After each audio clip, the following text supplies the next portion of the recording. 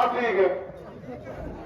आज इस काटका गांव की शानदार मीटिंग का आयोजन, मीटिंग के अध्यक्ष जी यहां मंच पे विराजमान आखिर खतौली से विधायक रहे पूर्व मंत्री चौधरी योगराज सिंह जी, हमारे बीच यहां बैठे थाना भवन के पूर्व विधायक राव वारिस साहब, हमारी पार्टी के प्रदेश के महामंत्री, बहुत वरिष्ठ नेता, लगातार मेरठ के 10 साल अध्यक्ष रहे, क्षेत्रीय अध्यक्ष रहे, 2 चुनाव विधानसभा का लड़ चुके चौधरी अश्वीर सिंह जी हमारे बीच में आए, एहसान त्यागी जी, इनका भी एहसान है। उधर गफ्फार मलिक साहब बैठे हैं, जलालाबाद से आए, समाजवादी पार्टी के नेता हैं। हमारे SC/ST प्रकोष्ठ के क्षेत्रीय अध्यक्ष भाई संजय जाटव जी, राहुल राणा जी, भाई मोंटी कांडियान जी और मेरे सामने बैठे बेहद सम्मानित बुजुर्गों, दोस्तों और साथियों। अभी इससे पहले दखेली गांव में हम लोग थे, वहां काटका गली का चल रहा था कि आप दोनों गांवों में तकरीबन 10,000 वोट हैं और आप लोग एक मुश्त करके वोट देते हो। और पहले भी आपने चाहे 12 हो, 14 हो, 17 हो, 22 हो और आगे वो 24 हो, फिर 27 हो, इंशाअल्लाह ताला आपकी वोट हमेशा थोक में पड़ती है, एकजुट पड़ती है।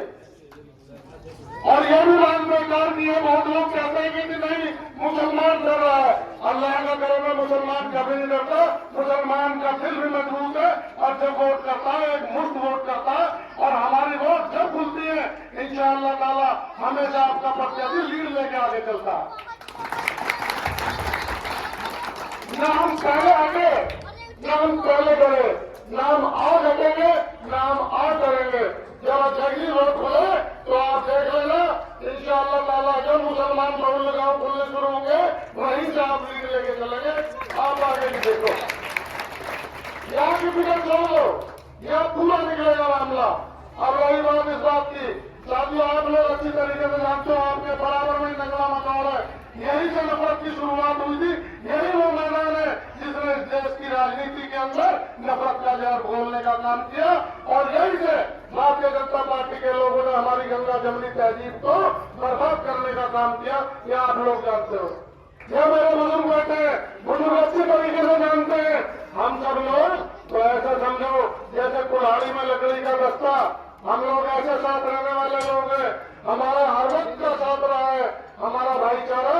यदि भारतीय जनता पार्टी के लोगों ने खराब किया तो आपको याद दिला दूं, थोड़ा सा पिछले चुनाव में जाओ, जब चौधरी अजीत सिंह जी ने यह तय किया कि मुझे मुजफ्फरनगर लोकसभा चुनाव लड़ना है, साथियों आप जानते हो चौधरी अजीत सिंह जी आज हमारे बीच में नहीं है, वो आज हमारे बीच में नहीं है, लेकिन आप जानते हो चौधरी चरण सिंह जी की विरासत के वारिस चौधरी चरण सिंह जी इस देश के प्रधानमंत्री रहे और चौधरी चरण सिंह जी ने जो किसानों के लिए, अकलियत के लिए, भाईचारा के लिए इस देश में किया वो किसी प्रधानमंत्री ने नहीं किया।